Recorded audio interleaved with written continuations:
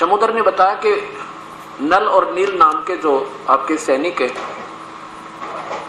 उनके गुरुदेव द्वारा उनको एक आशीर्वाद मिला हुआ है कि उनके हाथों से पत्थर भी तैर जाते हैं।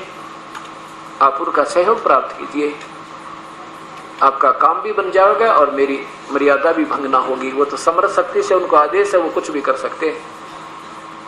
अब भगवान श्री राम ने उन नल और नील को बुला के पूछा भी, क्यों आपके हाथ में कोई ऐसी पावर है? हाँ जी। अब देखो यहाँ बिजली गिरती है, ऐसे ये भक्ति खराब नहीं होया अगर इंसान को एम आए बिना रहता नहीं। क्या हुआ? अब नल और नील ने सोचा कि आज से हमारे सामने अंगद भी फेल, हनुमान भी फेल और जामवान भी फेल। आज तुम्हारी प्रभुता पूरी होगी और हमारे हाथ में शक्ति है, फटाफट पत्थर रख देंगे। क्या बात की। और जिस दिन आप में प्रभुता आ जाएगी, प्रभु दूर हो जाएगा। अब श्री राम ने कहा भी एक परीक्षण करके दिखाओ, वो पत्थर रख के दिखा दो ताकि मेरा मन संतुष्ट हो। दोनों ने एक एक पत्थर उठाया और ऐसे ही जा करके और दोनों ने पत्थर रख दिए, दोनों डूब गए। एक एक फिर उठाकर देखा, वो भी डूब गए। तब भगवान श्री राम उस विपर रूप में प्रकट समुद्र की तरफ देख रहा है, मानो कहना चाहते हो कि आप झूठ बोल रहे थे, इनके हाथ में शक्ति नहीं है, मुझे बहका रहे थे। उससे पहले ही समुद्र ने कहा कि नल और नील, आज तुमने कमाल गलत कर दिया काम भाई, आज तुमने गलती की, अपने पूज्य गुरुदेव को याद नहीं किया। नादानो, याद करो एक पद को। तब उनको भी अपनी गलती का आभास हुआ और याद किया उस परम पिता को। उसी समय क्या देखा कि सामने वो परमेश्वर आधा किलोमीटर की दूरी पर आते हुए नजर आ रहे हैं। नल और नील की दृष्टि पड़ी, कहने लगे गुरुदेव तो वो आगे हैं, ओहो ये तो अंतर्यामी है, वो सामने आ रहे हैं, देखो वो पहुंच गए हैं, अब कोई चिंता नहीं, ये सब कुछ कर देंगे। इतने में सबकी दृष्टि की तो कबीर और परमेश्वर मुनिंदर जी अर्थात पूर्ण ब्रह्म कबीर साहेब वहां पहुंच गए। भगवान श्री राम ने कहा कि हे ऋषिवर, आज आपके शिष्यों में वो भक्ति नहीं रही, शक्ति नहीं रही, इनके हाथ से आज पत्थर नहीं तैर रहे। कबीर साहब ने कहा, मुनिंदर जी ने कहा कि अब तैरेंगे भी नहीं, क्योंकि इन्होंने एक महान गलती कर दी। आज ये प्रभुता के भूखे हो गए। आज उन्होंने सोचा कि तुम क्यों गुरुदेव को याद करो, कहीं ये ना सोचेंगे तो किसी और से प्रार्थना कर रहे थे तब शक्ति आई इनमें। आज से इनके हाथ से अक्षीण होगी, शक्ति कभी नहीं आएगी वापस।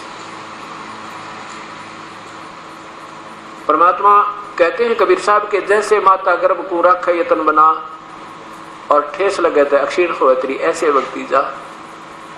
जैसे किसी बहन को शादी की काफी समय वर्षों उपरांत गर्भ रहा हो, फिर वो कितनी सावधान रहती है उस बच्चे को सफल करने के लिए। ऊंचे नीचे में पैर ना रखा जा भगवान, बड़ा सावधान होकर चलती है। रात्रि के समय करवट लेती दफा भी 3 बार सोचती है परमात्मा कहीं बच्चे पर दबाव ना आ जा, मेरा गर्भ खराब ना हो। ऐसे हमने भक्ति को ऐसे रखना चाहिए, लेकिन हम लापरवाही कर देते हैं। थोड़ा सा अहम हमें मिल जाए कहीं से और उसी में हम डूब जाते हैं। जैसे माता गर्भ को रख यतन बना और वही ठेस लगे तो अक्षीण हो जाती, ऐसे भक्ति जा। वही काम नरनील ने कर दिया, वह भक्ति, वो गर्भ अक्षीण कर दिया भक्ति का। तब श्री राम ने कहा कि प्रभु ए ऋषिवर, मेरे ऊपर बहुत आपत्ति आई है, आप जब आशीर्वाद दे सकते हो तो मेरा कल्याण आप भी कर सकते हो, आप तो परम शक्ति हो, और मेरा कोई प्रबंध करो, ये पुल बन जावे। कबीर साहब कहते हैं ये सामने पहाड़ है, उसके चारों तरफ एक रेखा लगा दी, काफी लंबे चौड़े क्षेत्र में। कहने लगे कि इसके बीच बीच की, इस रेखा के बीच बीच के पहाड़ पत्थर उठा लो, सारे तैर जाएंगे। अब पत्थर वहां से उठा कर लाए गए और रखे तो बिल्कुल तैर रहे हैं। सब ने खुशी मनाई। अब क्या कहा करते ये, फिर वो पुल तैयार हुआ। ये क्या कहा करते नादान संत बताते थे कि भगवान श्री राम ने पुल बना दिया, फिर कहते थे हनुमान ने उसके ऊपर राम का नाम लिख दिया, पत्थर तैर गए। कभी कहते थे कि नल और नील के हाथों में शक्ति थी, उन्होंने वो पत्थर तैरा दिए। अब इनका जो है ऐसे जोड़ जुगाड़ का ज्ञान था, सही ज्ञान नहीं था। कैसा था कि भगवान श्री हनुमान जी भगवान श्री राम के पुजारी नहीं थे। पहले तो सतयुग में केवल एक ही साधना थी वेदोनुसार। हाँ, राम इसलिए कहते थे, जैसे उपदेश जिन्होंने दिया था वो ओम नाम का जाप कर जपते थे, सभी के गुरु हुआ करते थे। और राम राम इसलिए कहा करते थे, भाई राम भगवान का वो मंत्र जो मिला है तुम्हें ओम नाम का, वो सीधा नहीं कह सकते उपदेश एक दूसरे को, नहीं तो उसका वो खंड हो जाओ, क्योंकि उसको उससे वो आदेश, उसका आदेश हो गया कि ओम नाम जप ले भाई, ओम नाम जप ले। अगर ऐसा कह दिया तो उसकी तरफ से आदेश हो गया, वो गुरु हो गया उस दूसरे का, उनका आपस में उनका फिर कैंसिल हो जाती है, भक्ति खत्म होती है। इसलिए गुरु लोग बताया करते थे, बेटा ओम नाम का जाप काम करते करते करना है, विशेष कसक के साथ करना है, दिन रात करना है, अपना पर्व करते हो समझकर चलते फिरते उसको नाम का जाप करते रहना होगा। चाहे वो ब्रह्म साधना करो, चाहे परब्रह्म की, चाहे पूर्ण ब्रह्म की, वो मंत्र के जाप से ही होगी। ऐसे परमात्मा कबीर साहब बताते हैं, गरीबदास जी उनकी प्यारी आत्मा जब गरीब कबीर साहब का साक्षात्कार होने के उपरांत कहते हैं, नाम उठत नाम बैठत नाम सोत जागवे, और नाम खाते नाम पीते नाम सेती लागवे। तो ऐसे उपदेशी को संकेत दिया जाता है कि भाई एक दूसरे ने याद दिला दियो कि संसारिक समस्या में फंस गई, राम उस नाम न ना भूल जा जो ओम नाम का जाप करते हैं। लेकिन सीधा नहीं कह सकते कि ओम नाम जाप कर ले, यूं कहते हैं राम राम भाई राम राम, तो वो दूसरा कहेगा राम राम राम राम। क्या संकेत होता था कि वो ये सोचा करते कि एक दूसरे को कह रहे हैं ना, तो याद दिला रहे हैं कि मंत्र मत भूल जाना, याद रखना प्रभु को। तो दूसरा कहता या तो कहता मुझे याद है, ये नहीं कहता राम राम राम राम जी राम राम, हाँ याद है, यानी संकेत था कि हाँ या तो याद है कर रहा हूँ, और नहीं तो अब शुरू कर देता हूँ, भूल लाएगी थी। यानी उन एक दूसरे को याद दिलाने के लिए संकेत ही उसको राम राम कहा करते थे, लेकिन जाप राम का नहीं है। जैसे हम सत्साय बोलते हैं, सत्साय हमारा मंत्र नहीं है, इसका प्रतीक है कि हम अपने उपदेशी को बोलते हैं सत्साय, कि भाई परमात्मा पूर्ण ब्रह्म सत्य वही सच्चा, सत्य माने अविनाशी सत्यनारायण भगवान, और उसी की पूजा उसके ध्यान में लीन रहना वही सत्य है। बाकी सब कोई भगवान किसी की पूजा में लीन मत हो जाना, कहीं काम बिगाड़ ले। और अपने नाम को याद रखना। दूसरा भी कहता सत साहेब जी, सत साहेब हाँ मंत्र हमें याद है, हम करते रहते हैं, और दूसरे की पूजा कर ही नहीं सकते, ऐसा मन में संकेत आता है। अब कुछ ऐसे कबीर पंथ के मानने वाले कहते हैं सत साहिब नाम जपा करो, सत साहिब, कोई कहे सतनाम, कोई ना जाने के जड़े डुआ में। तो कहने का भाव ये है कि राम नाम नहीं था वो जाप हनुमान जी का, वो तो राम नाम जैसे वहां से पत्थर उठाया और राम लिख लेते थे, राम के लिख लूं याद रह जा कि मुझे वहां तक नाम जाप करना ओम का, जो मंत्र दे रखा था ऋषि गुरुदेव ने। भगवान श्री राम जब मिले थे सुग्रीव को, जब वो पहाड़ पर बैठे थे हनुमान और सुग्रीव, श्री राम जब पहुंचे तो उससे पहले तो हनुमान जी राम राम जप रहे थे, वो राम यानी वो नाम जपा करते थे ओम नाम, और राम राम ही बोला था जाकर के उनको। तो श्री राम को तो जानते भी ना थे, इस राम के पुजारी हनुमान जी नहीं थे। तो कहने का भाव है कि वो अपनी दिनचर्या रखते थे, याद राम का नाम लिखा और वहां से लेकर किलोमीटर सारा पड़ा था, उठा कर चल पड़ते थे। फिर क्योंकि आगे डिस्टेंस बढ़ता जाता था, वो आगे ले जाते थे पहाड़ उसके ऊपर गए, तो वहां तक उस याद कर लेते कि मंत्र जाप करते जाते थे, ऐसे वो राम लिख देते थे। और नल नील एक कारीगर थे, उसके वो शिल्पकार भी थे, उन्होंने तराश तरुश कर पत्थरों को सेट करा करते, लेकिन उस परम पिता की शक्ति थे, ये पत्थर तेरे थे पूर्ण ब्रह्म। कबीर साहब गिरता थे, रे नल नील यतन कर हार, तब सतगुरु से करी पुकार। रे नल नील यतन कर हार, तब सतगुरु से करी पुकार। जा सतरेखा लिखी अपार सिंधु पे सला तराने वाले, जा सतरेखा लिखी अपार सिंधु पे सला तराने वाले। धन धन सत कबीर भक्त की पीड़ मिटाने वाले, धन धन सतगुरु सत कबीर भक्त की वाले, भक्त की पीर मिटाने वाले, भक्त की ने वाले। धन धन सतगुरु सत कबीर भक्त की पीड़ मिटाने वाले। अब क्या होता है, पुल बन गया, अब 12 वर्ष हो गए युद्ध करते, श्री रामचंद्र पर रावण नहीं मरा।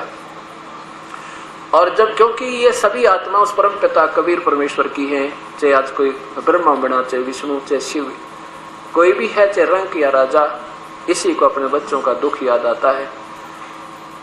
अब जब ये अपनी हिम्मत हार जाता प्राणी, तो परम पिता को याद करते हैं, ये कोई समर्थ शक्ति है, मेरी मदद करो, मैं थक गया मालिक। तब वो परमेश्वर आए। कौन? वो पूर्ण ब्रह्म गुप्त रूप में। और पहले विभीषण ने ये भी बता दिया था श्री राम को कि रावण की नाभि में अमृत है, और सिर पटक लिया था श्री रामचंद्र जी ने नाभि में, उसमें तीर नहीं लगने दिया श्री रामचंद्र का रावण ने। वो तो उस परमात्मा ने आकर फिर उसका काम कराया। अब ये बातें बहुत पीएचडी की, आगे भी तो आपको ये समझाना है क्या हुआ कि रावण का वध हुआ। उससे पहले क्या हुआ कि एक नागफास नाम का हथियार छोड़ दिया, एक वृक्ष पात्र छोड़ दिया, और जिससे क्या हुआ, ना जाने कितने नाग प्रकट हो गए। और भगवान श्री राम समेत ऐसे हाथ नीचे न करे, ऐसे हाथ थे, और उन नागों ने बांध दिया कति, ऐसे जकड़ दिए सारी सेना, हनुमान समेत, अंगद और जामवान समेत ऐसे बंधे खड़े, और श्री राम और लक्ष्मण समेत। उसमें किससे याचना की? गरुड़ से याचना की, गरुड़ दया कर हमारे पे, हमारे बंधन काट। जब गरुड़ देव ने आकर उन नागों को खाया, काटा, और फिर बंधन मुक्त हुए। कौन? श्री रामचंद्र जी।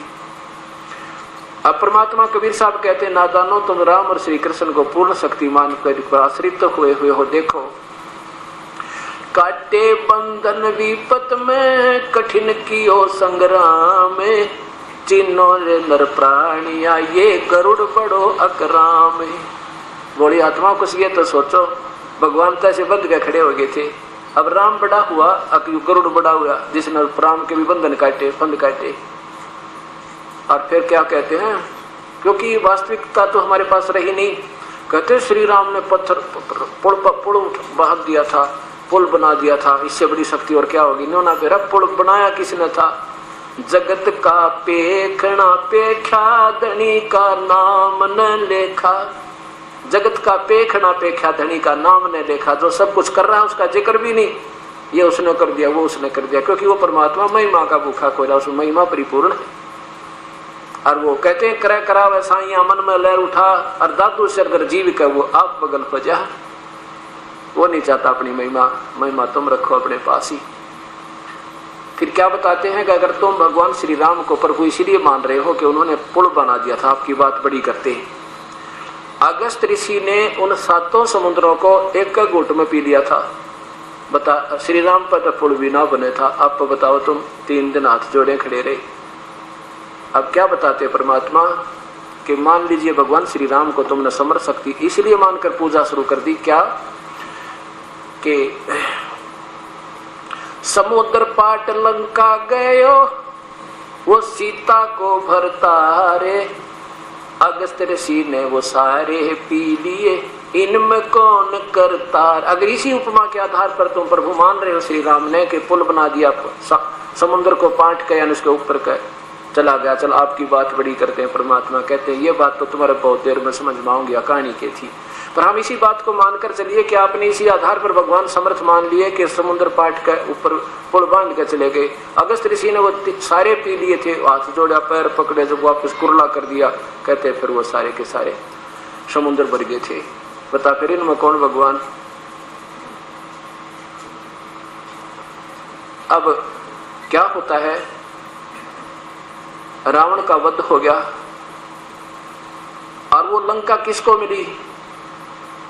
उस परम पिता के साधक को, उस पूर्ण ब्रह्म की भक्ति को, कबीर परमात्मा की प्यारी आत्मा विभीषण को, उस सच्चे नाम की कमाई के आधार पर परमात्मा ने वो लंक भी बख्शीश कर दी।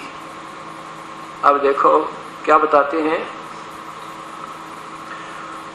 कबीर साहब, कहते हैं कि यदि जय तुझे राजपाट भी चाहिए, हमारा दर ले जान, हम भी बिना भाग में दे देंगे, तुम्हारे अपनी तरफ से लिख देंगे तेरे भाग में। अगर तुम्हें धन भी चाहिए, राज भी चाहिए, तो वो भी आमा काट सके स्टंटे न, और के ये भी बस का कोई ना, क्योंकि ये पूर्ण परमात्मा है, सारी सृष्टि के रचनहार है।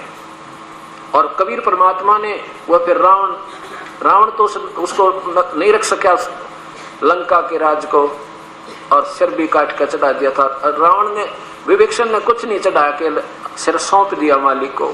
सिर सौंपया गुरुदेव को, सफल होया यो शीश, नितानंद इस शीश पे है आप बसे जगदीश। गुरुदेव को सिर सौंप दिया, दाता ये शीश भी तेरा, ये शरीर भी तेरा मालिक, हमें तो कल्याण करो दाता। लेकिन उन्हें मांगी नहीं कि मुझे लंका का राज दे दो, मुझे कल्याण दो, वो भी दिया और उस प्यारी आत्मा को राज भी दिया। और मंदोदरी और विभीषण ने फिर ठाठ से वहां राज किया और कुत्ते वाली मौत मरा वो रावण जो तमोगुण का उपासक था। अब इन बातों को विचार करना। अब गीता जी के उस अध्याय को फिर देखिए, 15वें अध्याय के 16 और 17 श्लोक, जिसमें क्या बताया है कि 3 परमात्मा हैं, जिनमें से 2 तो वो है ब्रह्म और परब्रह्म। उनके अंदर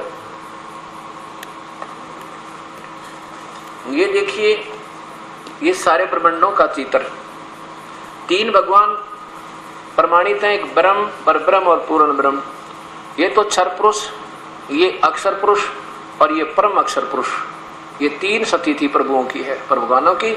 और ये क्षर पुरुष तो ज्योति निरंजन काल ब्रह्म है, और ये परब्रह्म ये अक्षर पुरुष है, और ये परम अक्षर पुरुष पूर्ण ब्रह्म ये परमात्मा कबीर साहब जो असंग ब्रह्मांड का स्वामी है। गीता जी के 15वें अध्याय के 16 और 17 श्लोक का सारांश है कि ये पृथ्वी वाले लोग कहलाते हैं, ये भी और ये भी। ये पृथ्वी वाला लोक है सारा, इसको 2 हिस्सों में डिवाइड कर दिया पृथ्वी लोक को। इस पृथ्वी लोक में 2 भगवान हैं, एक ये क्षर पुरुष ये ब्रह्म, और अक्षर पुरुष ये परब्रह्म। इन दोनों के राज्यों, इनके दोनों के राज में यानी लोक में, इसमें जीवात्मा तो अविनाशी है दोनों के शरीर रूप में, और इनके स्थूल शरीर दोनों के नाशवान है।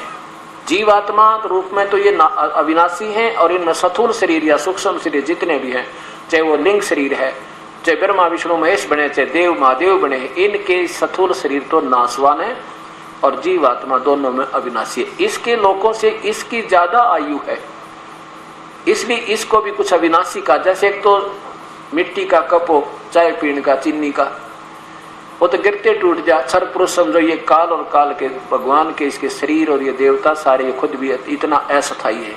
और अक्षर पुरुष जैसे स्टील का कप हो, इसकी तुलना में यह विनाशी यानी स्थायी धातु लगती है, लेकिन वास्तव में अविनाशी ये भी नहीं है स्टील का, उसका भी विनाश होगा, उसको जंग लगेगा, समय से कितना लगो विनाश होगा, इसलिए इसको कुछ अविनाशी कह दिया अक्षर पुरुष इसलिए कहा। लेकिन कहा इन दोनों से उत्तम पुरुष तो वास्तव में इन दोनों से भी न्यारा है। उत्तम पुरुष है तो अन्य, और वही तीनों लोकों में प्रवेश कर सबका धारण पोषण करता वो अविनाशी परमेश्वर है। अब देखिएगा गीता जी के प्रथम अध्याय का ना, गीता जी के 15वें अध्याय का प्रथम श्लोक में लिखा कि ऊपर को जड़ वाला और नीचे को शाखा वाला, तीनों गुण रूपी शाखा, रजगुण ब्रह्मा, सदगुण विष्णु, तम गुण शिव जी शाखा वाला ये उल्टा लटका संसार रूपी वृक्ष है। अब क्या बताते परमात्मा कबीर साहब अपने द्वारा रची सृष्टि को आप ही ठीक ठीक बताते हैं। क्या बताते हैं? अक्षर पुरुष एक पेड़ है, ये निरंजन हुआ की डारे, जमीन से बाहर जो दिखाई देता है वो पेड़ कहलाता है। परमात्मा कहते हैं ये अक्षर पुरुष, ये परब्रह्म तो तना है समझो, और उसमें से निकली एक डार, ये ज्योति निरंजन अक्षर पुरुष, ये ब्रह्म समझो, और उसके 3 पुत्र ब्रह्मा विष्णु महेश, ये टैनी समझो। और जड़ कौन है? ये पूर्ण ब्रह्म जड़ है। अक्षर पुरुष एक पेड़ है, निरंजन वहां की डार, तीनों देवा शाखा है, ये पात्र रूप संसार, और पूर्ण ब्रह्म ये मूल है, ये जड़ है। अब कहां से खुराक चलती है इस पौधों को? सारी जड़ से चलेगी। यही तीनों लोकों में प्रवेश करके सबका धारण पोषण करता। कोई भी अड़ा हुआ काम है ये परमात्मा करेगा और कोई नहीं कर सकता। सीधी सी बात, इति सीधम। आप देखिए गीता जी के 15वें अध्याय का, और ये 16 और 17 श्लोक।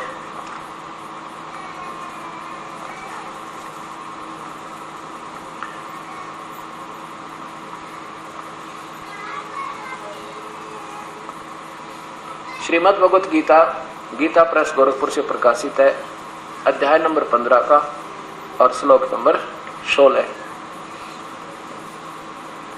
द्वौ दो इमौ पुरुषौ लोके, इस काल इस पृथ्वी वाले लोक में ये दो भगवान हैं।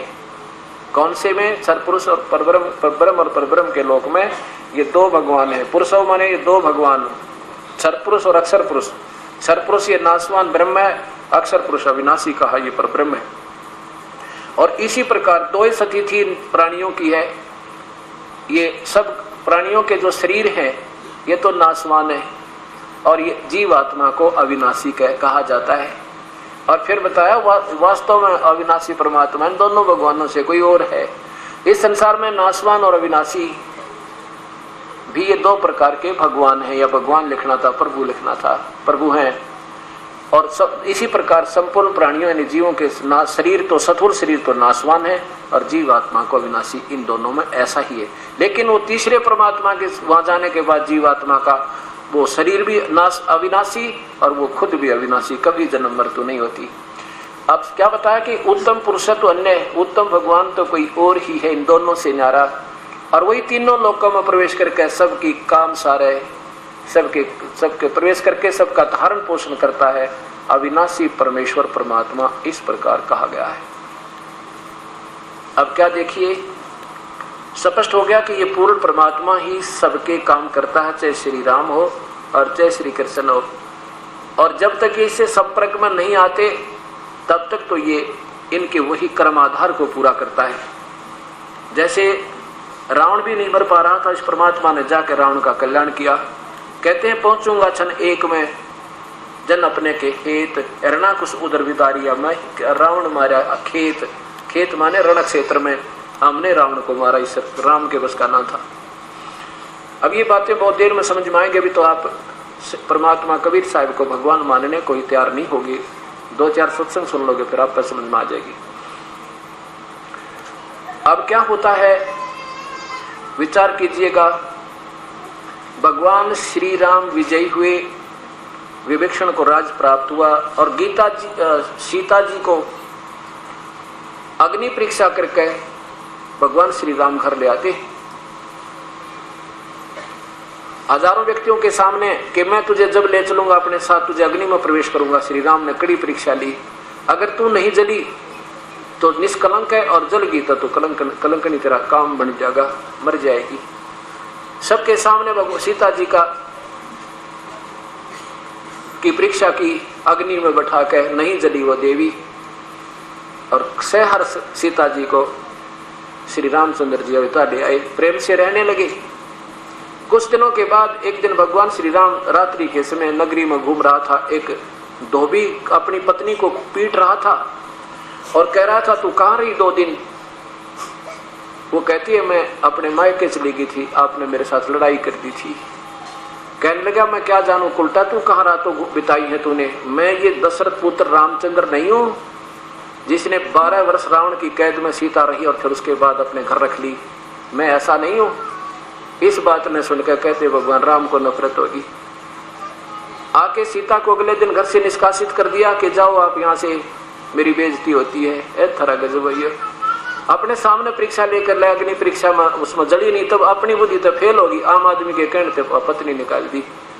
इन महापुरुषों की हम आड़ लिए हुए, इन भगवानों की हम आड़ लेकर अपनी मुक्ति चाह रहे हैं जिनकी आप स्थिर बुद्धि नहीं। अब ये सोचना चाहिए कि परम पिता पूर्ण परमेश्वर की शरण में जाने से जीव छुटकारा होगा। सीता जी गर्भवती, पेट में बालक, बच्चा गर्भ में, और एक नौजवान औरत को घर से निकाल देना, बताओ भैया काहे की समझदारी। कहते हो मर्यादा पुरुषोत्तम थे, आग लगे सी मर्यादा को, कोई बात हुई। जब आपने सामने परीक्षा ले ली फिर आम जीव के कहने थे, फिर तो कल पिताजी ने निकाल दे कोई, फिर अगले दिन माँ ने निकाल दे कोई, कुछ ना कुछ तो दुनिया बकती ही रहती है। तो ये कहानी क्या है, ये इनका जीवन, इनकी पहले ये कहानी निर्धारित होती है। ये भगवान उसमें टस से मस नहीं कर सकते, इनका बस की बात नहीं। और वो सारा रिमोट इस ज्योत अव्यक्त भगवान निराकार के हाथ में, ये निराकार तो है नहीं पर है आकार में, पर इन्होंने निराकार मान रखा है अनजानों ने, तो हम निराकार कह देते हैं। जिनको तुम निराकार कहते हो वो सबको नचाता है, इनकी बुद्धि पर पर्दा घेर दे। इतना भी ना सोचा तू क्या करने जा रहा है। जवान औरत गर्भ में बच्चा, आदमी निकल के देखो करते हैं, औरत की तो कहना के उसे छोड़ के देखो बड़े पूरे घर में क्या क्या कैसे जीवन होगा, कहाँ रोटी खावे, कहाँ रहे, क्या क्या उसका। अरे औरत की जात का तो फिर कहना है कि फिर ऋषि वाल्मीकि वहां जाकर सीता जी ने शरण लिया, अपने पिता की तरह वहां रही। फिर वहां एक पुत्र और हुआ जो ऋषि जी ने अपनी कृपा से उनको किसी कारण से और एक कुश से बना दिया था। तो 2 पुत्र लव और कुश नाम के। एक दिन जब जवान हुए वो बच्चे और रामचंद्र जी ने घोड़ा छोड़ दिया अपनी परीक्षण करने के लिए, चक्रवर्ती राजा बनने के लिए। लव और कुश ने वो घोड़ा पकड़ दिया और छक्के छुड़ा दिए उस रामचंद्र जी के। और सीता जी ने दर्शन नहीं दिए कि ऐसे व्यक्ति की मैं दर्शन नहीं करती जिसने इतना भी रहम नहीं करा मेरे ऊपर, एक गर्भवती को घर से निकाल दिया। तो कहते जमीन में समा गई वह सीता, और भगवान राम वापस आके और सरयू नदी में छलांग लाकर मृत्यु को प्राप्त हुए, आत्महत्या करी। अब इन बातों को ध्यानपूर्वक सोचना होगा हमने। हम किसी के द्वेषी नहीं, ना किसी को बड़ा छोटा बताते, जो की तो कथा सुना दी। अब विचार करना आपका फर्ज बने। जिन भगवानों की मार्ड ले रखी है वो आप सुखी नहीं, सारा जीवन दुख में उनका एक सुख का सांस नहीं उनको प्राप्त हुआ। और हम उनकी भक्ति करके परमात्मा, कबीर साहब कहते हैं तुम कहाँ सुख पाओगे ना जानो, कुछ आंख खोलो। इस प्रकार परमात्मा ये त्रेता युग में आए और अपनी सतकथा और बहुत से जीवों का उद्धार किया।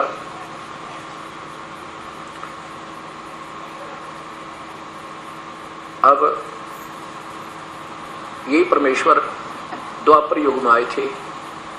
उसमें एक करुणा में नाम था इन परमेश्वर का द्वापर युग में, और एक सुदर्शन सुपच नाम के, सुदर्शन नाम था उस पुण्य आत्मा का। और सुपच इसलिए कहते हैं जैसे आजकल हरिजन कह देते हैं, उसमें सुपच कहा करते थे। और उस सुपच में भी, हरिजनों में भी एक भंगी जाति में उनका जन्म था। भंगी जाति जिसे वाल्मीकि कहते हैं। और परमात्मा पूर्ण ब्रह्म की वो प्यारी आत्मा, उस पूर्ण परमात्मा करुणा में से उपदेश लिया इस 3 नाम के जाप का जो परसों आपको बताया था। और उसकी भक्ति से वो बहुत परम शक्ति युक्त हो गए। अब इससे ये भी सिद्ध होता है कि परमात्मा के घर में ना कोई मजहब की आड़, ना कोई जात की। उसने तो आत्मा चाहिए जो किसी मजहब जाति में है, लेकिन वो निर्मल और सतगुरु की हर आज्ञा का पालन करने वाली होनी चाहिए। परमात्मा लाल की कीमत करते हैं। कहते हैं लाल चाहे कीचड़ में भी क्यों ना पड़ा हो, उसकी कीमत कम नहीं होती, दो मांझ के साफ कर लेते हैं। ऐसे संत जन अपनी प्यारी आत्माओं को, चाहे वो कितने भी अनजानपने में कितनी बुराई कर चुके हों, और जब ये अमृत रूपी सत्संग रूपी अमृत सरोवर में स्नान करवा के उनको साफ कर लेते हैं। और आत्मा वो लाल है, इसकी कीमत नहीं घटती। सुदर्शन जी से ने उपदेश लिया परमेश्वर का और सत भक्ति करने लगे। आपने सुना है गीता जी में काल भगवान बोल रहा है, कहता कि अर्जुन तुझे पाप नहीं लगेंगे तो भक्ति कर ले मेरी, और मैंने तो युद्ध कर ले और तेरे दोनों हाथों में लड्डू। यदि युद्ध में मारा गया तो स्वर्ग प्राप्ति होगी, और जीत गया तो इंद्रप्रस्थ का राज भोगेगा। तो क्यों घबरावे? श्री कृष्ण ने लड़ाई नहीं करवाई, युद्ध नहीं करवाया। श्री कृष्ण में यो काल प्रवेश कर गया, ये ब्रह्म ज्योति निरंजन। जैसे आपने हजरत मोहम्मद के बारे में देखा, जब वे आती थी कभी तो उनके अंदर प्रवेश कर जाते थे ये काल, और उसमें बहुत ज्यादा पीड़ा होती थी, घंटियों सी बजती थी, फिर एकदम बहुत तंग हो जाते थे, और फिर लिखवा देता था बोल बोल के।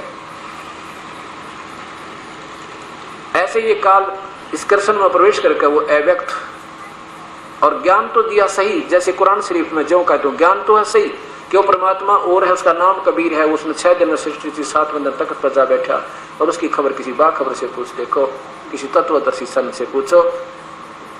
उसको कुरान शरीफ को बोलने वाला भगवान कहता मैं नहीं जानता उस परम पिता की भक्ति को, तो कोई संत बताओगा। ऐसे गीता जी में लिखा 4th अध्याय के 34वें श्लोक में कि अर्जुन मैं नहीं जानता उस परम पिता की भक्ति को, उसको तो कोई संत मिलेगा, वो तत्वदर्शी संत तेरे भाग जाग जा कभी आ जावे, और वो फिर नैरी नैरी व्याख्या करेगा सारे ब्रह्मांडों की। फिर उसके पास जाकर सुन, पहले सत्संग सुन के फिर भक्ति प्रारंभ कर, ताकि तेरी दिशा गलत ना हो जाए। अध्याय नंबर 4 का श्लोक नंबर 34। उस ज्ञान को तू तत्वदर्शी ज्ञानियों के पास जाकर समझ, ये गीता बोलने वाला भगवान कह रहा है। और भली बात दंडवत प्रणाम करने से, उनकी सेवा करने से कपट छोड़कर सरलता पूर्वक प्रश्न करने से वह परमात्म तत्व को भली भांति जानने वाले ज्ञानी महात्मा तुझे तत्व ज्ञान का उपदेश करेंगे। उनसे पूछ ले, भाई मैं नहीं जानता उस परम पिता के बारे में। ऐसे ही कुरान शरीफ के अंदर सूरत फुरकानी आयत नंबर 52 से लेकर 59 में कहा कि वो कबीर नाम है उस परमेश्वर का, और हजरत मोहम्मद को उसका बोलने वाला खुदा जिसको वह अल्लाह मानते हैं वो कह रहा है कि वो कबीर नाम है, और उस कबीर के लिए संघर्ष करना। दुनिया काफिर कहेंगे वो भगवान नहीं है, लेकिन तो उनकी बातों में मत आना। ये ज्ञान तो देता उसके डरते सही, लेकिन पूजा अपने लेवल की करवा के उनको गुमराह कर देता प्यारी आत्माओं को। और वो ये जो 6 दिन में सृष्टि थी, 7वें दिन तख्त पर जा बैठा, उसकी खबर किसी बाखबर से पूछ देखो, वो कबीर परमेश्वर है। बाखबर माने वो तत्वदर्शी संत से पूछ, मैं नहीं जानता उस परम पिता कबीर साहब के पाने की, पूर्ण ब्रह्म के पाने की विधि नहीं जानता। अब गीता जी के 3रे अध्याय के 37 और 38 श्लोक में, दूसरे अध्याय के 37 और 38 श्लोक में क्या लिखा कि अर्जुन तेरे दोनों हाथों में लड्डू है, या तो युद्ध में मारा जाकर स्वर्ग प्राप्ति होगी, और नहीं तो भाई इंद्रप्रस्थ का राज भोगेगा। पवित्र गीता जी। अब ये अटकलें जो लाई ये काल ने गलत लगाई और ज्ञान दे दिया सही उस परम पिता का कि वो संत कोई और है, उसकी भक्ति करेगा, उसके पास जाएगा, मेरी करेगा, मेरे पास आएगा, और इन अन्य देवताओं की पूजा मत करवाई। ये जैसे कि पवित्र कुरान शरीफ में कहा वो काफिर हैं जो अन्य देवताओं की पूजा करते हैं, ऐसा गीता जी ज्यों की तो प्रमाण देती है। दूसरे अध्याय का 37 और 38 नीचे देखिए।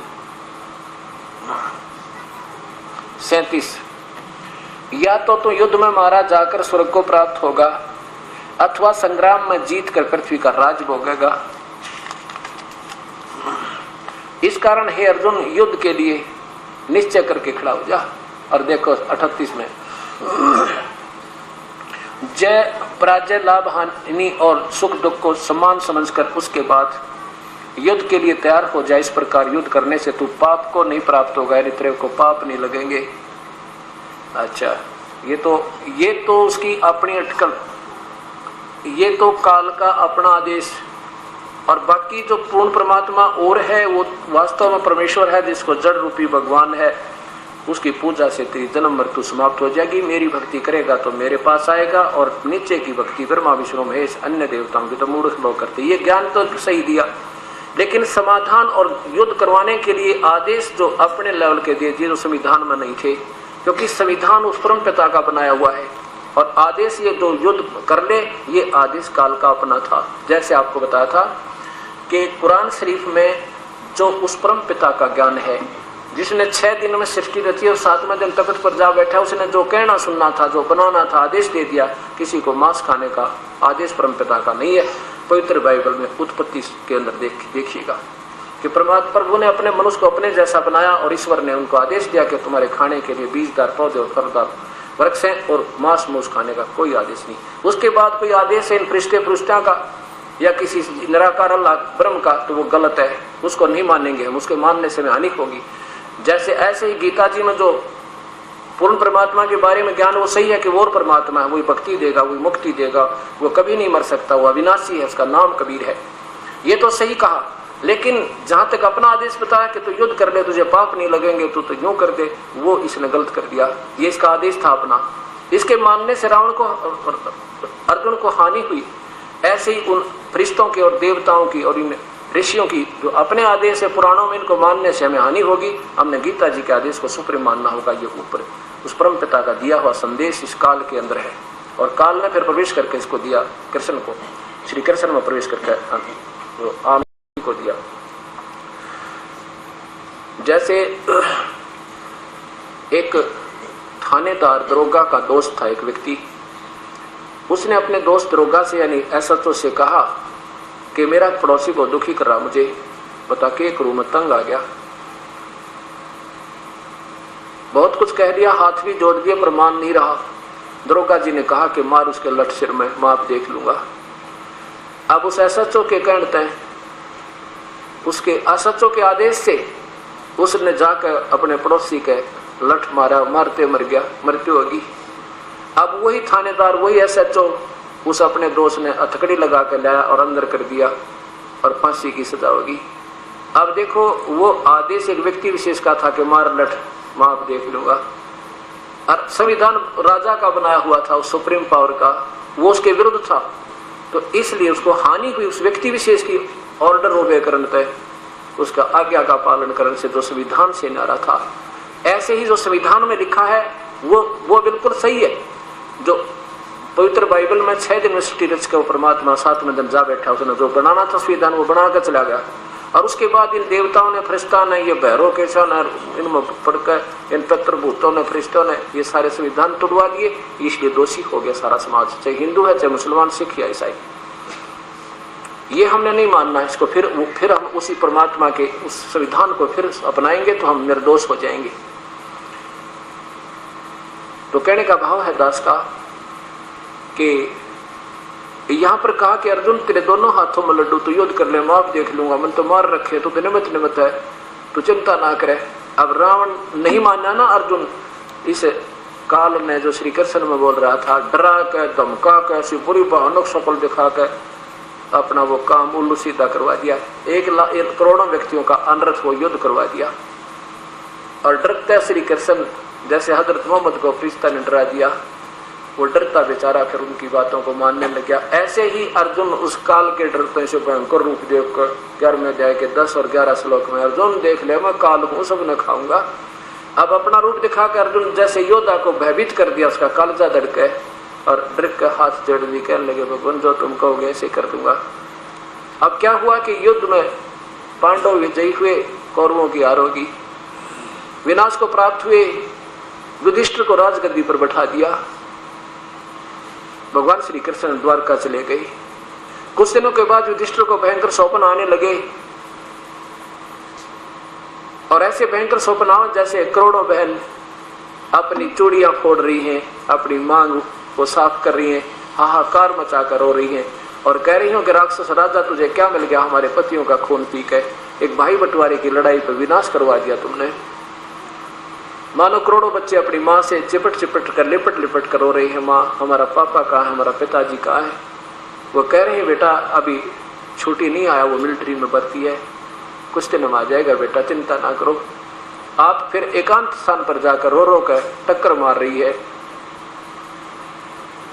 और उधर से जैसे सिर कटे हुए और धड़ ऐसे हमारे घर में घुस रहे हो, ऐसे युधिष्ठिर को दिखाई दे रहे स्वप्न में। भयभीत होकर बैठ जाता है, आंखें फाड़ फाड़ कर देखता चारों तरफ, ऊपर को बाहर को। तीसरा दिन हो गया जब द्रौपदी ने पूछा कि आपको क्या चिंता है, आप बताते क्यों नहीं। कहता सो जाओ, कोई चिंता नहीं है, क्योंकि वो महान आत्मा थी, अपने दुख को आप ही झेलना चाहते थे कि दूसरों को भी क्यों बताया, इनकी भी आत्मा दुख पाएगी। चौथे दिन द्रौपदी ने पांडवों से बता दिया, वो दूसरे पांडवों से, अर्जुन आदि से, कि आपके भैया पर कोई आपत्ति है और ये बताना नहीं चाहते। अगर ऐसे ही करते रहे, ना खाना खा रहे हैं ना रात को सो रहे, ये तो चंद दिनों के मेहमान, इनकी मृत्यु हो जाएगी।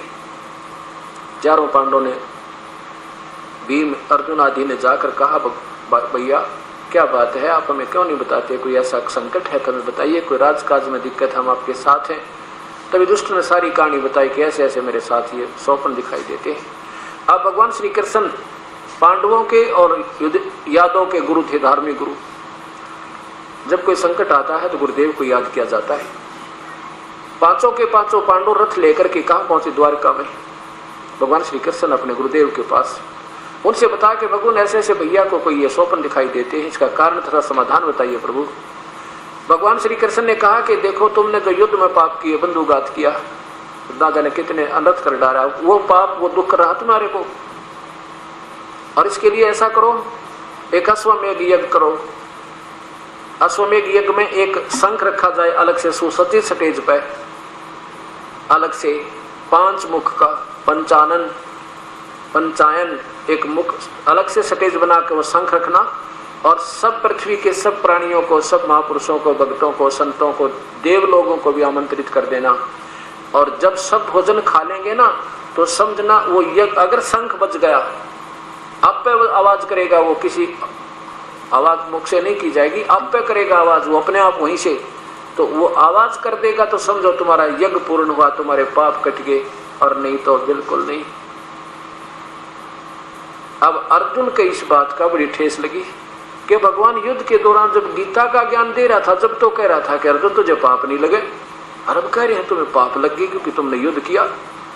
अब इस बात को सब्र कर लिया, छाती में मुक्का मारा, सीने में अपने आप सब्र कर लिया कि अगर अब मैं भगवान श्री कृष्ण को टोका टाकी कर दूंगा कि आप क्या कह रहे थे गीता का ज्ञान देते समय, अब उसमें कह रहे थे कि तुझे पाप नहीं लगेगा, पर चुप हो गए, मन मन में रख गए कि यदि अब मैं टोकूंगा, अगर मैं टोका टाकी कर दूंगा तो भाई युधिष्ठिर सोचेगा कि इसमें करोड़ों रुपया लगना है मेरे इस समाधान में, यज्ञ में, और ये भाई ये पैसे लगा कर प्रसन्न नहीं है और मेरा ये कल्याण नहीं चाहते, और ये ऐसी नरमात्मा है, एक बार इसके मन में ठेस लग गई तो ये मर सकता है पर यज्ञ नहीं करवाएगा।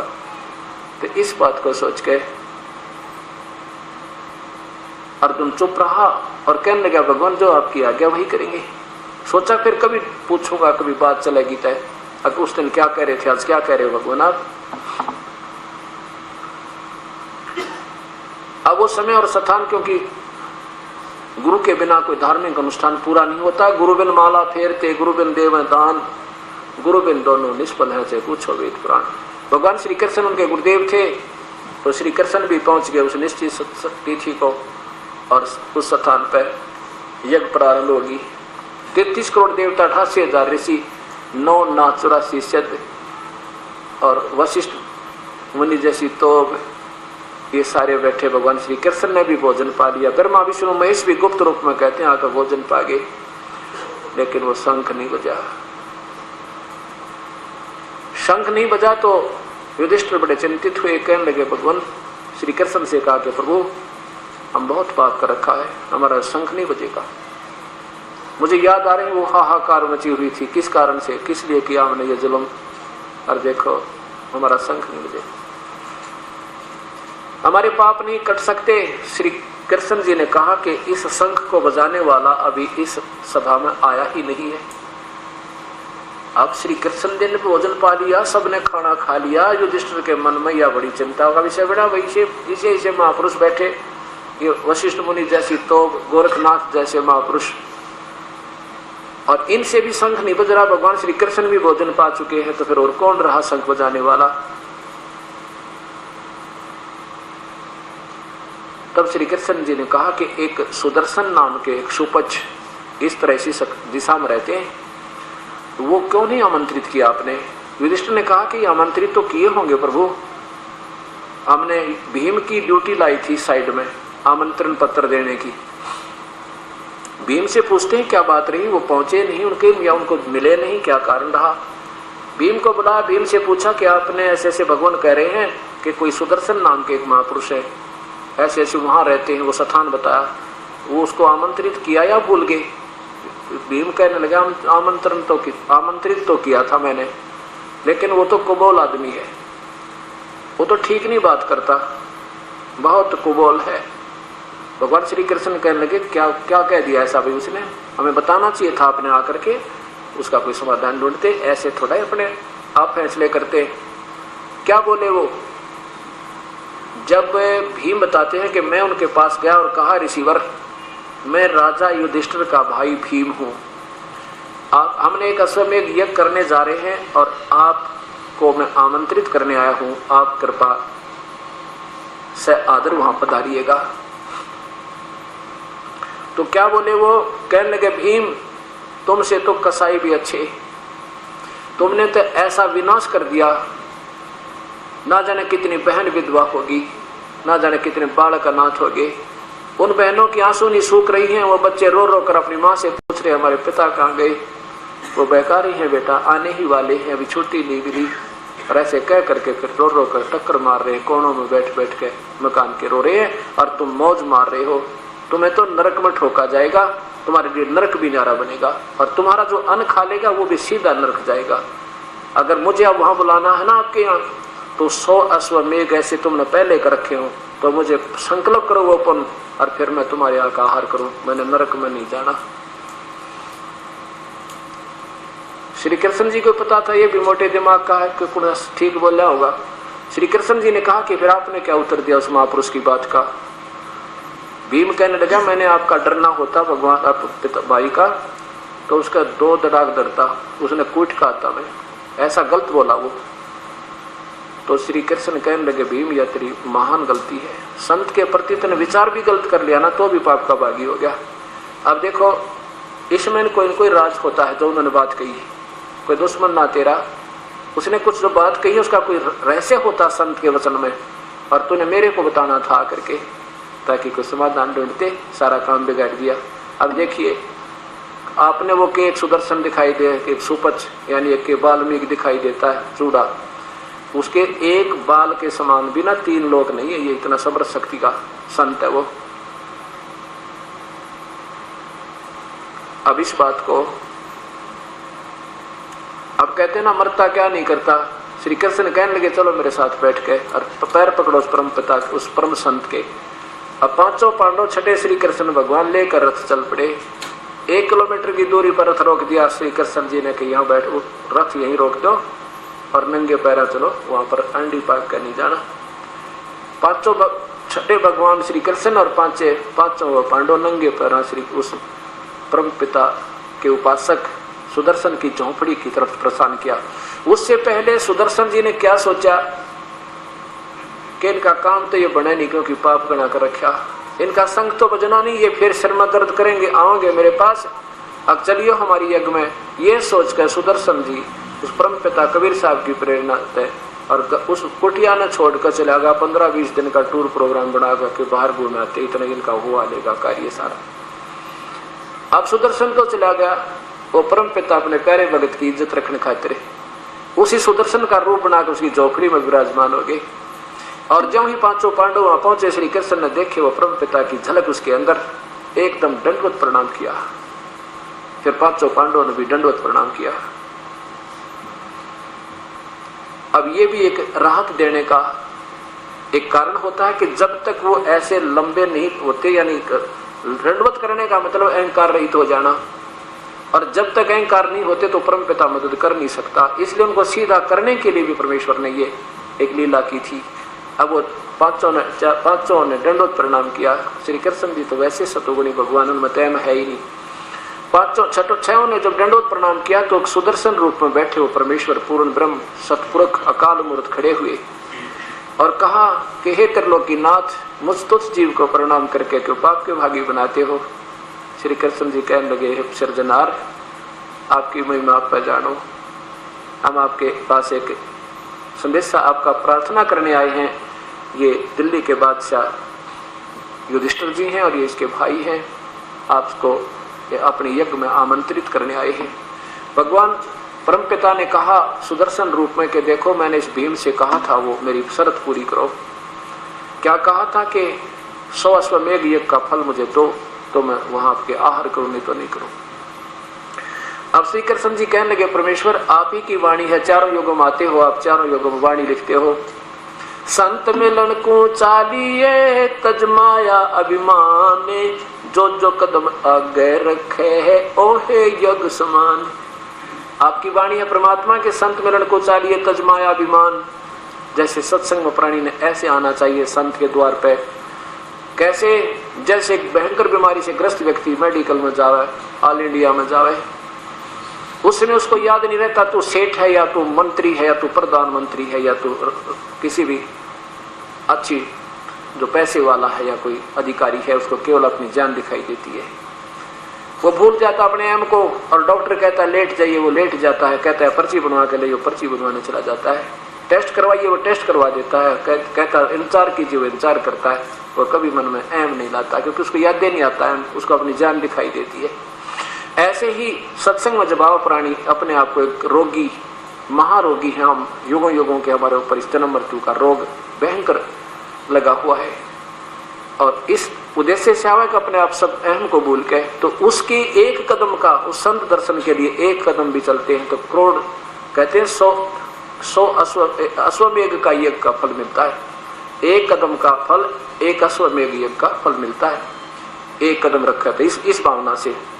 तो क्या बताते हैं, संत मिलन को चालियो तज माया अभिमान, और जो जो कदम आगे रखे ओ है यज्ञ समान। प्रभु इतनी दूर से चल कर आए हैं हम, और आप देख लो इन 5 पांडव में आज कति अभिमान नहीं, ये बिल्कुल रुई से भी नरम हो चुके हैं, आप अंतर्यामी हो, देख सकते हो।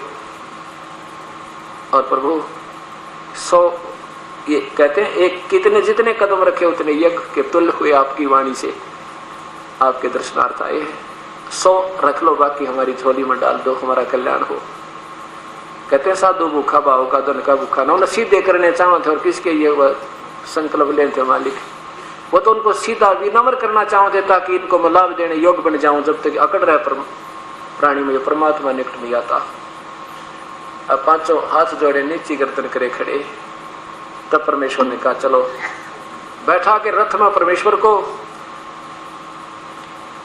और यज्ञ मंडप में पहुंचे श्री कृष्ण। अब क्या हुआ, जब यज्ञ मंडप में हुआ वो बैठे कोई करोड़ व्यक्ति, जब देखा ना कैसा एक जैसे जंगल में रहने वाला एक गरीब व्यक्ति होता है, उसकी वेशभूषा परमेश्वर की ऐसी थी, सुपथ के रूप में, सुदर्शन के रूप में।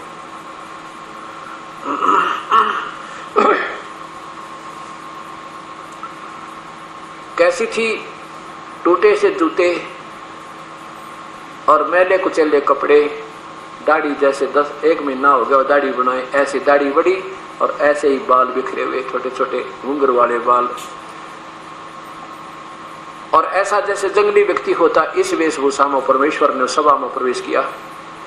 सभी ने, उन महापुरुषों ने जो ऋषि और महर्षि खड़े थे, ऐसे अक्ष मुख करके, मुख पर पल्ला करके हंस रहे हैं कि ये क्या लाए ढूंढ के, इससे इनका यज्ञ पूर्ण होगा क्या।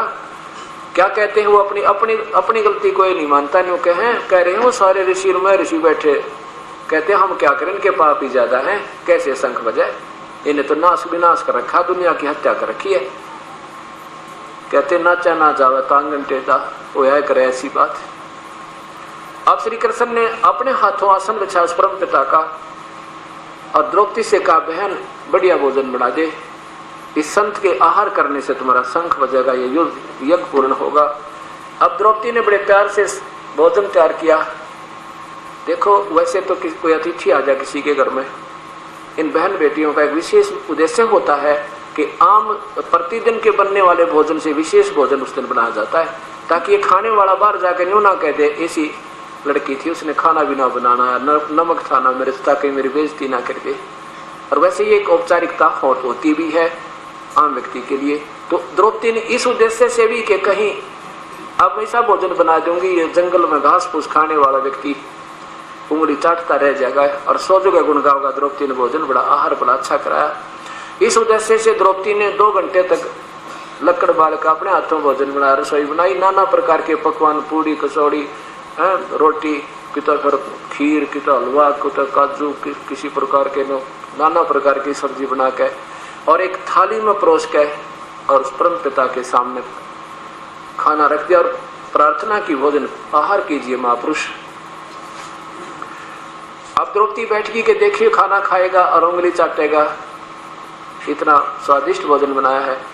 उस परम पिता ने क्या सोचा, उन सारी कटोरियों में से वो निकाल कर सब्जी भी, सारी सब्जी, दाल कड़ी और सब्जी भी, हलवा भी, खीर भी और कचौड़ी भी और पकौड़ी भी, रसगुल्ले भी और वो लड्डू भी सारे इकट्ठे कर लिए। अब द्रौपदी ने सोचा देखियो शूद्र खाना भी ना खाना आता, इसने किसके शंख बजाओगा। ये मन में खोट किया। किसने? द्रौपदी ने मन में खोट किया कि ये शूद्र का शूद्र रहा, इसने खाना भी ना खाना आता है, काहे के शंख बजाओगा। अब जो ही उस महापुरुष ने उस भोजन को जो इकट्ठा किया था ऐसे ग्रास किया, वो शंख ने आवाज की। 5 बार में वो सारा आहार कर गए, वो जितना खाना था थाली में डाला था 5 ग्रास में वो सारा खा लिया। 5 ही बार वो शंख बजा जो अपने आप रखा रखाया। युधिष्ठिर बड़ा प्रसन्न हुआ, प्रभु आनंद हो गए, ये तो बड़े महापुरुष लाए ढूंढ के, ओहो शंख बज गया, शंख यज्ञ पूर्ण होगी। श्री कृष्ण जी ने कहा ना भाई अभी पूर्ण नहीं हुई, ये शंख तो इतना जोर से बजेगा कि स्वर्ग तक इसकी आवाज जाएगी, इतनी प्यारी प्यारी सारी पृथ्वी पे कण कण में इसकी आवाज सुनाई देगी, तब ये यज्ञ पूर्ण होगी, ऐसे नहीं। अब मत्थे में हाथ रख के और बैठ गया युधिष्ठिर, प्रभु अब कौन रह गया जिससे शंख बजेगा। युधिष्ठिर ने कहा कि भगवान श्री कृष्ण ने कहा युधिष्ठिर अब कोई नहीं रहा भाई, इस महापुरुष के बाल के समान भी 3 लोक नहीं है, इतनी परम शक्ति युक्त है।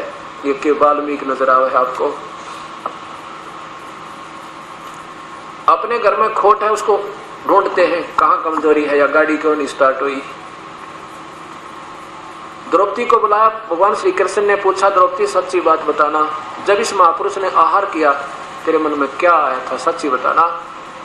द्रौपदी कहने लगी, भगवान क्या बताऊं, मैंने 2 घंटे तो आंख फुड़वाई धूमे में और इतना बढ़िया नाना प्रकार का भोजन बना, ये सोच करके ये महापुरुष खावेगा, उंगली चाटता रह जाएगा, सब 6 जगह मेरे गुण गावेगा। और जब इसने सारी कड़ी बिगाड़ दी, वो सारा इकट्ठा कर लिया, खिचड़ी बना दी, तो मेरे मन में खोट आ गया। मैंने ये सोचा ये रहा शूद्र का शूद्र, इसने खाना भी ना खाना था, कितके कहाँ के शंख बजेगा, कहाँ की यज्ञ पूर्ण करेगा ये। श्री कृष्ण कहने लगे, द्रौपदी तेरी महान गलती है यार, आपने भोजन खिला दिया, ऐसा नहीं किया, अपने घर में 2 रोटी सब खाते हैं और ये परम पिता है, ये पूर्ण परमात्मा समझो, इसमें वो शक्ति है। अपने घर पर रोटी रोज सब खा कर सोते हैं, तेरे ऊपर तो एहसान किया इसने, तेरे घर पर आहार कर दिया, तेरे कर्म काटने आया, ये परम पिता का प्यारी यानी परम पिता, ये परमहंस। द्रौपदी तूने जुल्म कर दिया, इसके पैर धो कर पी ले, तेरे भी मन में पाप आ गया, इसके पैर धो कर पी, जब तेरा शंख बजा तुम्हारे पाप कटे। इधर बात बिगड़ गई सारी, मरता क्या नहीं करता। द्रौपदी लाई प्रांत उठा के और रख कर उस परम पिता के धूल भरे चरणों का वो पानी और डाल कटोरे में लगी पीन, आधा पी लिया। जो श्री कृष्ण ने कहा, द्रौपदी आधा मुझे भी दे दे, आधा मुझे भी दे दे बहन, इसे महापुरुष का चरणामृत गदगद नसीब हो है। जिस परम पिता का नाम लेने से हृदय में गदगद हो है और उसके चरणों का पानी परमेश्वर पुण्य आत्मा को प्राप्त होता है। अब जो ही वो जल पान किया, या गरीबदास जी कहते हैं वो चूड़े का चरणामृत लिया, वो कृष्ण चंद्र करता रहा कि वो भंगी सा दिखाई देता। वो परम पिता कबीर परमेश्वर सुदर्शन रूप में वहां बैठे थे। कहते उस वाल्मीकि के चरणों की धूल पी उस राम चंद्र कृष्ण चंद्र भगवान 3 लोक के नाथ ने। और जब ये उनका यज्ञ पूर्ण हुआ, अब क्या होता है, इतना जोर से शंख बजा, पूरी पृथ्वी का ऊपर आवाज गई, स्वर्ग तक उसकी आवाज गई और सारी पृथ्वी पे कहते हैं ये वसंत जैसी ऋतु आ गई। सब फलों से लदपद वृक्ष हो गए और सब फूलों से, पर्वतों के ऊपर भी सब पर्वतों पे उन पे वृक्षों के फूल खिल गए और सारे फलों से लदपद हो गए। जो इतनी आनंद आया, बोलो सतगुरुदेव की जय। अब ध्यानपूर्वक सुनना, ये 20 मिनट का सत्संग और है जो कि सारा निचोड़ निकलेगा। अब क्या होता है, एक बार दुर्वासा ऋषि द्वारका के बाहर जाकर बैठ गया और उसमें श्री कृष्ण की आड़ में या तो बहुत अभिमानी हो गए थे, वो कहा करते थे हमारे श्री कृष्ण के भगवान के समान कोई नहीं है। उन्होंने आम भक्त संत का अनादर करना प्रारंभ कर दिया था। दुर्वासा जी के बारे में ये सुना था कि बड़े पहुंचे हुए महापुरुष हैं और भूत भविष्य वर्तमान की सारी जानते हैं। इस बात का यानी मजाक करने के लिए उसके साथ भगवान श्री कृष्ण के पुत्र प्रद्युम्न ने, भगवान श्री कृष्ण के पुत्र प्रद्युम्न को एक